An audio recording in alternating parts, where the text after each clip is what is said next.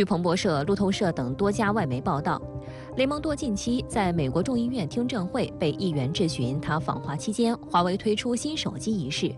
雷蒙多回应称，美国目前没有证据表明中国目前有能力大规模生产采用先进芯片的智能手机，但他对华为推出采用先进芯片的智能手机仍然感到不安。对此，有美国反华政客扬言要加大对中国的科技制裁。与此同时，华盛顿内部正在争论，这是否意味着过去美国对中国科技遏制的失败，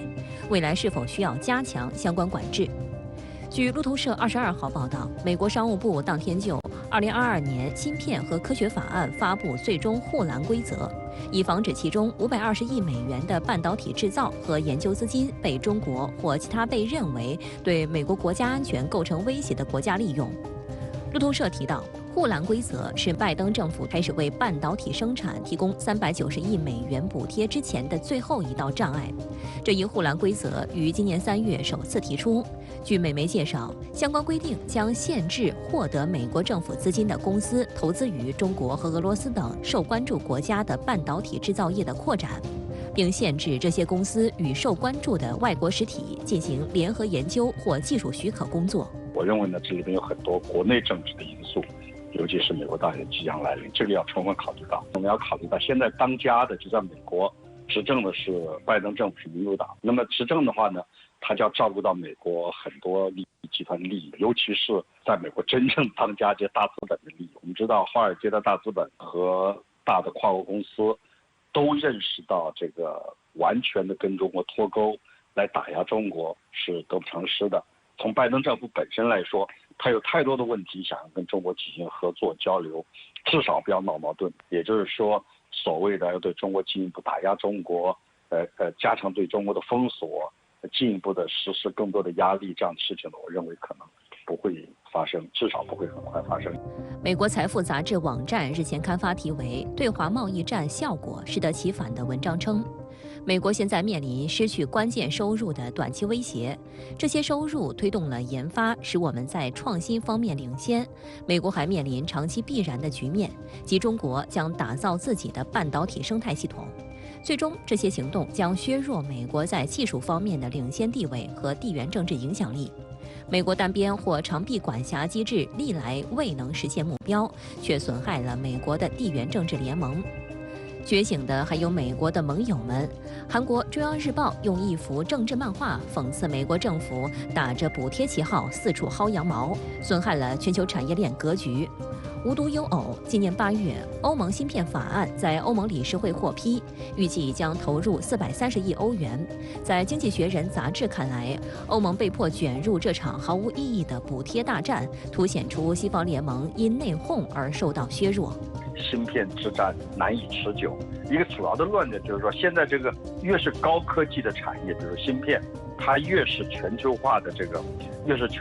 规模越大。也就是说，没有任何一个国家，包括美国在内，能把整个芯片产业搞起来，当然也包括中国。所以呢，大家必须合作。它全球化的程度越高，它进步才越快，利润额才越高。他们都是为了自己的利益，他们完全知道这一点。你比如说雷蒙多，你不知道注意到没有？雷蒙多在访华这几天当中，他2个字他根本一提不提。第一个他不提的就是去风险化，他也从来没有提到过刚刚授权让他执行的这个对华投资限制。这就很说明问题。美国已经形成了2派，一派是坐在驾驶员位置上的，是拜登政府，他们代表的是大企业、跨国公司、大资本的利益；另一派呢是坐在副驾驶的位置上，他们不开车，看的时候打得很热闹、很好看，实际上我认为雷声很大，落下的雨点很少，或者几乎没有雨。与此同时，不少美国企业也在表达对中国经济充满信心的同时，期待中美能够加强合作。You know, we've been there for 30 plus years. There are some complexities dealing with business in any foreign country because you're dealing with different laws and regulations than you're used to in your home country. I believe in engagement. I believe that you can always find things to work on together. And we've found many things to work on together. 美国芯片巨头高通公司首席执行官克里斯蒂亚诺·安蒙近日也表示，该公司中国市场的业务正在不断扩张。So far, I think we continue to see opportunities to grow in China. And as you look of these tensions, I think our view is we'll continue to be optimistic that, there's going to be opportunities for win-win cooperation. I think Qualcomm has been a great example of that in our China relationship. 值得注意的是，早在7月，高通、英特尔和英伟达3家芯片企业的首席执行官在白宫与拜登政府多名高级官员会晤时明确警告，严格的对华出口管制将伤及美国在半导体产业的优势地位。几位高管敦促政府对出口管制的影响进行全面评估，并暂停实施新的管制。企业的担忧不无道理。美国商会2023年的调查发现，高达66%的企业会员认为双边关系的不确定性是在华经商的主要挑战。该机构发布的报告还显示，美国投资者可能会因为各种限制政策每年损失250亿美元资本收益，美国国内生产总值将因此损失最多达5000亿美元。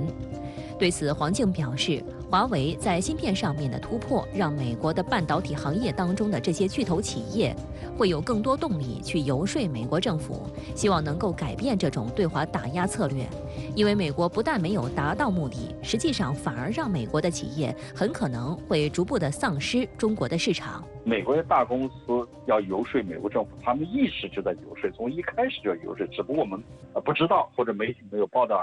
而已。而现在我们会看到这种动作、这种努力已经越来越明显了，因为这符合他们自己的利益。如果他们丢掉了中国这个市场，如果他们离开了全球化，离开了全球化的产业链，他们无以为生啊，这是一个基本的事实。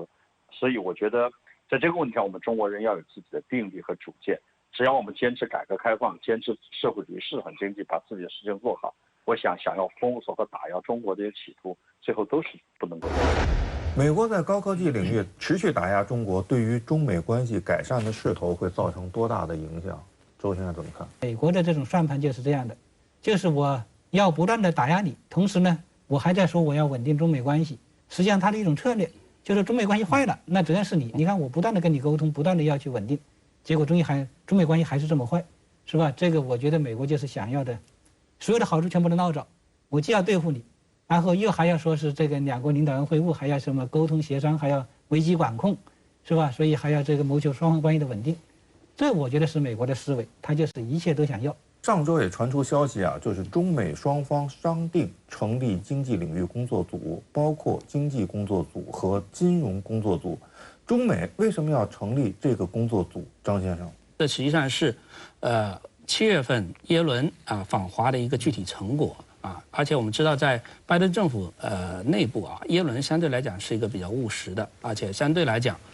温和的这样一个官员，所以显然是有他极力推动的这样一个作用啊。那另外呢，我觉得从双边的角度上来讲确实从布林肯访华以来，高层交往必须要有一些具体的成果，那么体现在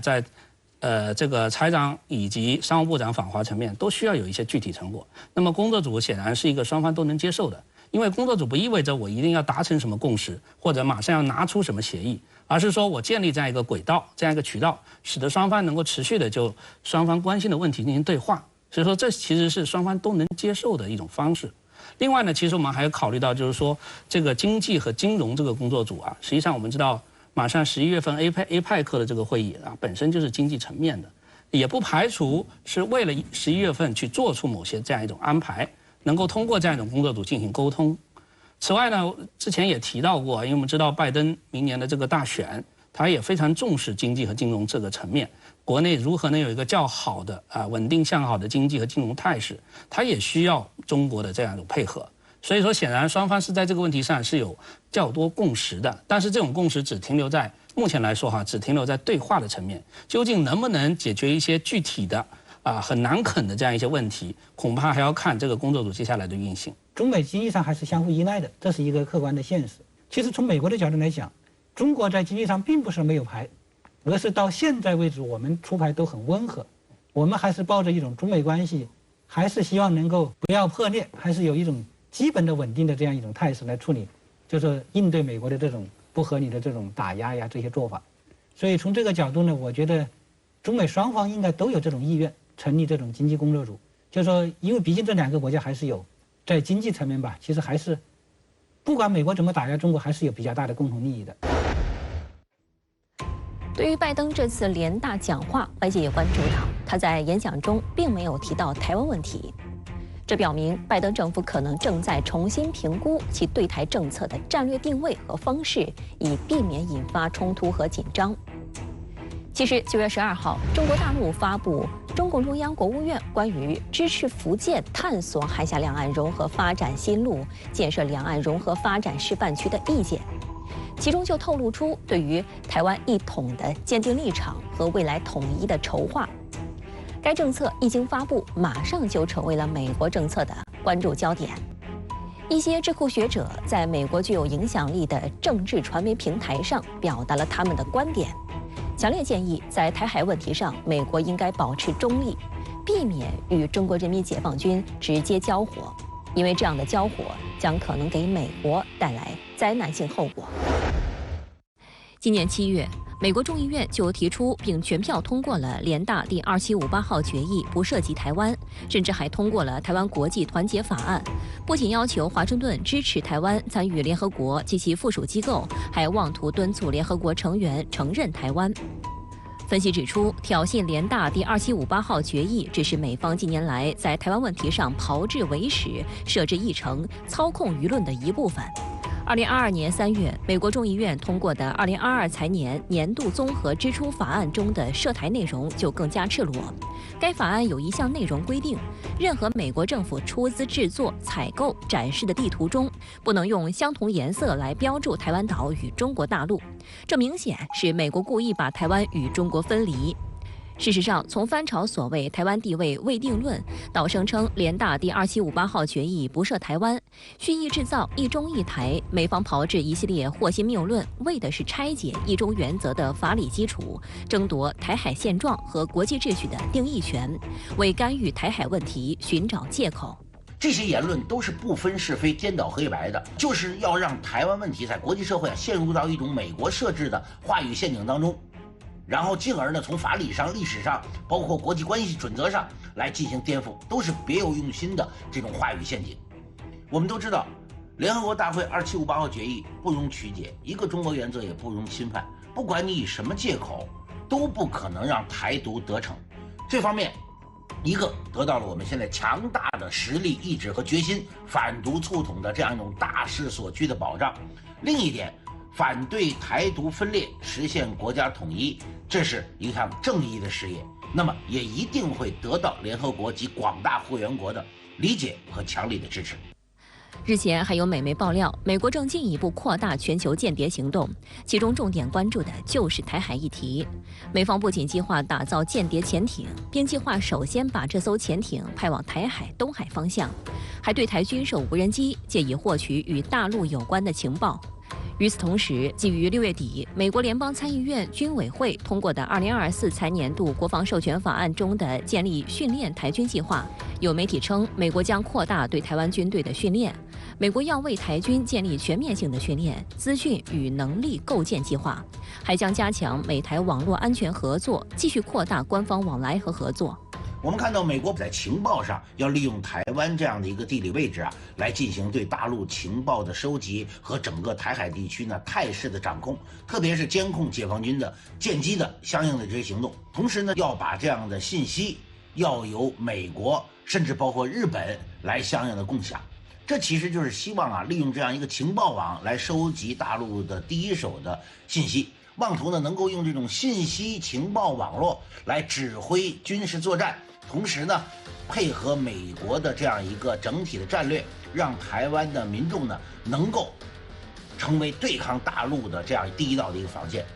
实际上，美国派遣教官训练台军并不是什么秘密，但是之前都是遮遮掩掩的态度。现在美国直接立法公开提出全面训练台军，就表明美国武装台湾的计划已经越来越清晰。而值得警惕的是，在这种情况下，美台勾结也越发密切。2022年7月，美国提出台湾兵役至少延长1年才有战力。12月，台当局就宣布将义务兵服役期延长到1年。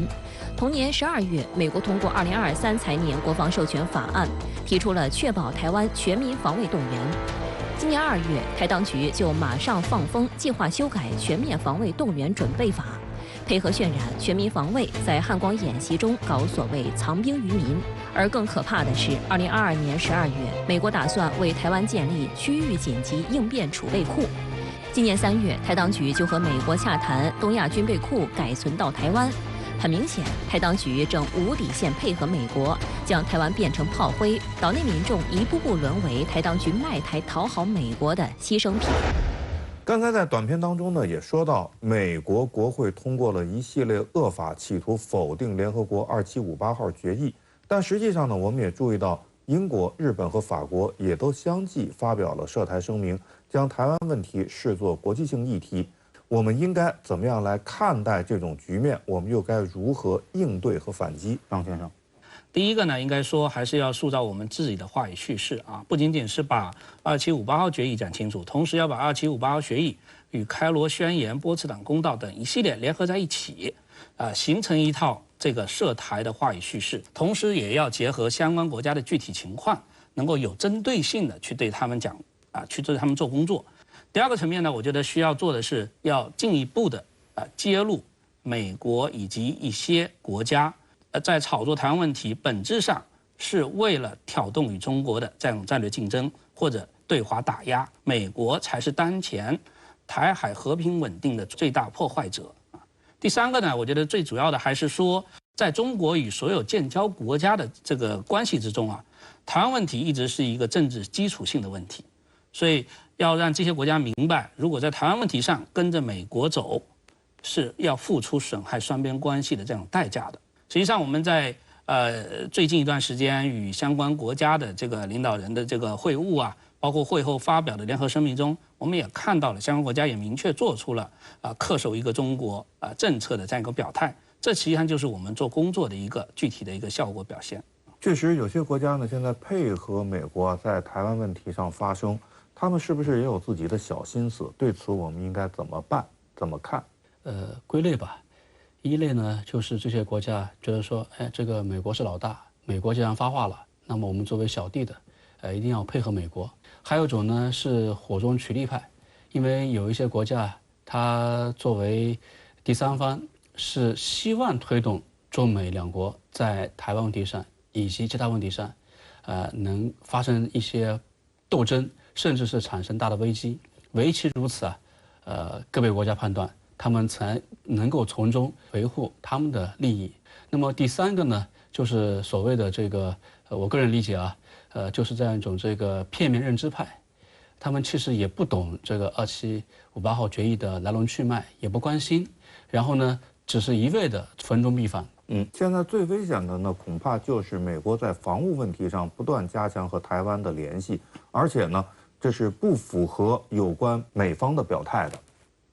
尤其是呢，拜登总统亲口说过不寻求与中国发生冲突。那么美方为什么一边说不想发生冲突，一边在做可能导致冲突的事情？宋先生，第一呢，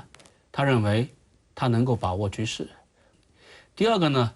他之所以这么做是也看到了这个台海关系的。就台湾海峡的这样一种天平日益的朝向大陆这一方，它已经维持不了它以前所能够维持的基本的战略稳定。所以呢，这个我觉得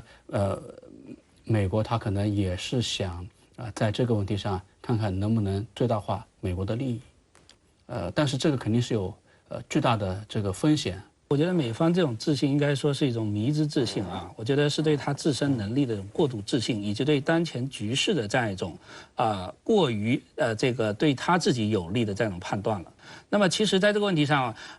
我个人认为拜登政府主观上并没有希望主动与中国大陆直接在台海发生军事冲突的这样一个意图，或者说他至少目前还没有做好与中方发生军事冲突的准备。所以说，这是拜登政府方面的这样一种相对这样一种理性的判断。但是呢，他没有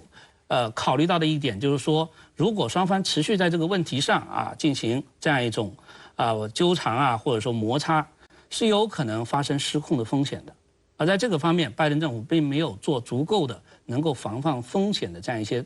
动作。所以说，这有可能就会导致双方尽管并没有主观上的意图或者意愿，但是呢，最后有可能就滑向了冲突的这样一个边缘。如果真的要避免这种危险，美方应该怎么做？中方又应该怎么做？张先生，我觉得首先从美方的角度上来讲，他第一个要做的就是要回到他原来对中方所做出的这个承诺，回到一个中国政策上来，不要试图在一个中国政策上去做文章，试图去这个实质性的升级美台的这种官方的交往，以及加大对台的军售等一系列有可能破坏当前中美在这个方面的共识和承诺的这样一些行为。不要试图将台湾问题工具化将它作为对华遏制打压的工具，这样只会导致中方的这样一种坚决的反制。因为我们会认为，如果美方持续在这个问题上挑衅，我们必须要做出有力的回击，所以从而会产生双方都不希望出现的这样一种危机。那么对中方而言呢，我觉得也可以做的就是说，第一，我们其实最近一直在做，就是要持续的通过高层的交往的场合，向美方严正的阐明台湾问题在中美关系中的重要性。另外呢，我们要做好一切可能的准备面对美方的各种挑衅，我们不管是在军事上、外交上、经济上等一切层面，我们必须要做好相应的预案，从而能够应对一切有可能发生的危机。值得注意的是，他们加入了上合组织，那么在经济上面，他们深度的参与了“一带一路”项目。因此，拜登上台之后呢，他就要力争要重新夺回对于中亚地区的影响力。拜登最近在联合国大会上的演讲主题之一是分享美国充当世界领导的愿景。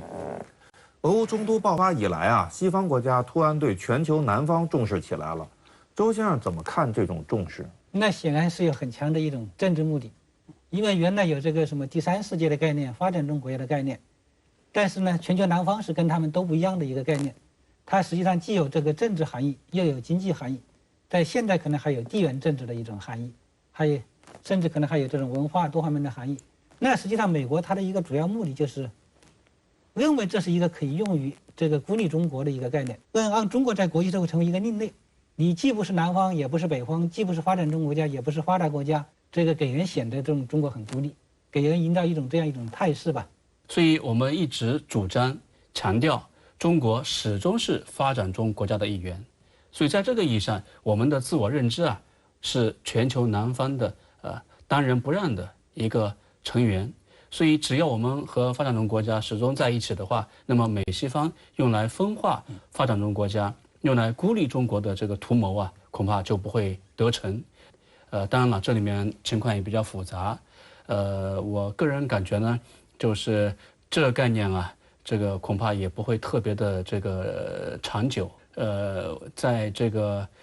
很多方面呢，有其他更好的一些，有其他很多更好的概念和一些传统上的认知，能够去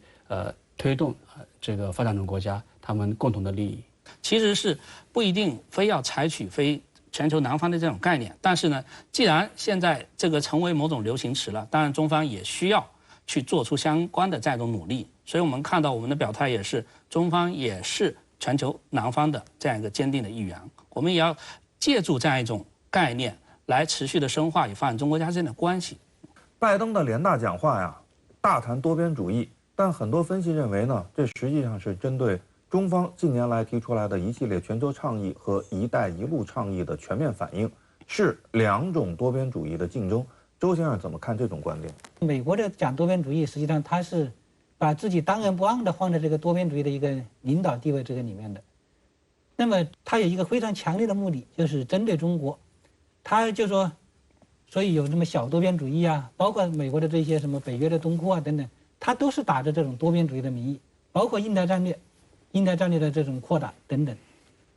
现在就是一个很重要的方面，就是说中国我们讲的三大倡议包括“一带一路”倡议它是给国际社会做一些建设性的事情，而且我们很明确的坚持的是不干涉其他国家的内政，然后这种尊重其他国家的意愿，共商共建共享。现在美国的这一种和中国“一带一路”倡议竞争的这种焦急的心态恰恰说明，经过10多年的这个建设，我们“一带一路”取得了扎扎实实的进展，获得了相关国家非常发自于内心的认同和支持。那么，我想，广大国家也是很清楚的，中国给出的这一些方案是实打实的，已经被过去10年的时间所证明。那么确实也给很多国家的经济发展、社会稳定带来了莫大的助力。那么公道自在人心，这些国家也会从他们过去和中国打交道的立场出发，去做出他们明智的选择。我相信呢，这个选择偏向中国一方会更多。中国呢，其实一直都在联合广大发展中国家，共同为更加合理、更加公正的国际秩序而努力。那么在这个秩序当中呢，我们也没说我们要当领导，我们强调的是呢，大家的事情大家商量着办。那么今后会不会有2条南方路线？张先生如何来看待这种南方路线之争？应该说，相关的这些一系列的行为已经体现出美国试图再走一条与中国不同的这样一个路，也就是说，他希望以他的方式，来发展与发展中国家之间的关系，并且这个关系的基础是建立在要将中国的影响力排除在外的这样一个既定的目标之上的。所以，其实从这个角度上理解，美西方跟中国之间的这样一种围绕着发展中国家的这样一个政策上来讲，已经出现了相对较大的分别或者差别了。那么今后如何看待这样一种路线之争呢？我个人认为还是要看发展中国家的选择，他们会最清楚知道究竟哪一条路线、什么样的倡议能够给他们带来实实在在的利益，并且不伤及他们本身的国家利益。这个其实是由发展中国家去实际去投票去支持的。其实从目前来看，我们所看到的是美西方提出的一系列倡议，在发展中国家，他们更多的是一个观望的态度。处于百年变局、不稳定、不安全的因素正在上升，中美关系面临的挑战也非常多、非常强。那么，我们如何在做好自己的事情的同时，为引领全球治理变革贡献出中国力量呢？周先生，我觉得现在大的环境是百年变局，不稳定、不安全因素上升。那么，中国的努力方向就是为世界提供稳定、提供安全、提供更大的确定性，让世界各国跟中国合作有更大的信心。我觉得中国要把自己民族伟大复兴和全球安全稳定、繁荣发展这2股这个路径绑在一起，那么从更长的历史时段来谋划好中国和世界的共同发展之路。我觉得中国要始终坚持作为发展中国家的代表，在以联合国为主要核心的这个全球治理体系之中推动变革，增加发展中国家的话语权和代表性，这样才能够更好的为全球人类谋福利。